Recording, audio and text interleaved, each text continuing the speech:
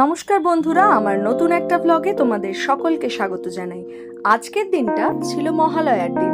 সকালবেলা উঠে কিছু কাজকর্ম সেরে সোজা স্নান করে চলে গেছিলাম ঠাকুর ঘরে। এই যে দেখলে ডেকোরেশনটা, এটা আমি করেছিলাম, কারণ আজকে আমার শ্বশুর বাড়িতে ছিল অমাবস্যার কালী পুজো। এরপর শাশুড়ি মাকে পুজোর কাজে একটু হেল্প করে দিচ্ছিলাম। ময়দা মাখা শেষ, এখন এসে ফল টল কেটে আর একটু পুজোর কাজ এগিয়ে দিয়ে সোজা বরের সাথে চলে গেছিলাম আনন্দবাজারে। তোমরা সকলেই জানো আমাদের বিশ্বভারতীর স্টুডেন্টদের কাছে আজকের দিনটা খুবই স্পেশাল।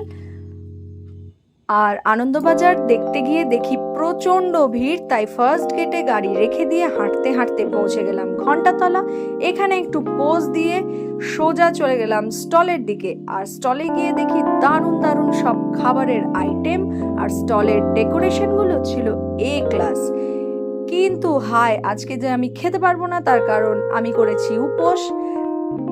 খেতে বারণ, কিন্তু কিনতে তো নয়, তাই কি কিনবো করতে করতে ভিড় ঠেলতে ঠেলতে এগিয়ে যাচ্ছিলাম সামনের দিকে।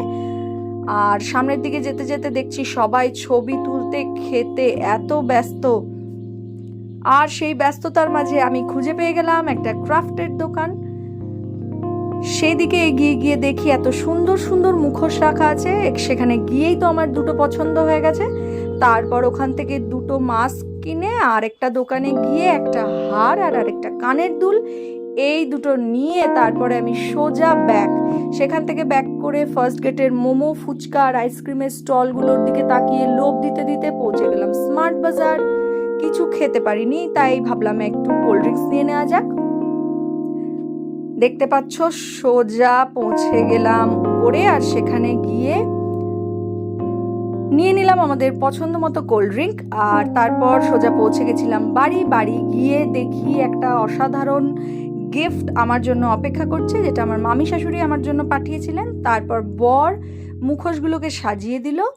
আর তারপর আমরা সোজা পৌঁছে গেছিলাম পুজোর ওখানে গিয়ে দেখি আমার শাশুড়ি মা আর শ্বশুর মশাই অলরেডি পুজোর কাজে হাত লাগিয়ে ফেলেছেন। এরপর শুরু হয়ে গেছিল আরতি। আজকের দিনটা সত্যিই একটা লং ডে ছিল, আর পুজোর মাধ্যমে আজকের দিনটা খুব সুন্দরভাবে পেরিয়ে গেল। আমার এই ব্লগটা যদি তোমাদের ভালো লেগে থাকে, যারা আমার চ্যানেলে নতুন আছো অবশ্যই চ্যানেলটা সাবস্ক্রাইব করে দিও, লাইক শেয়ার করতে ভুলো না কিন্তু। সকলে সুস্থ থেকো, ভালো থেকো, পুজোর আগাম শুভেচ্ছা জানাই। টাটা।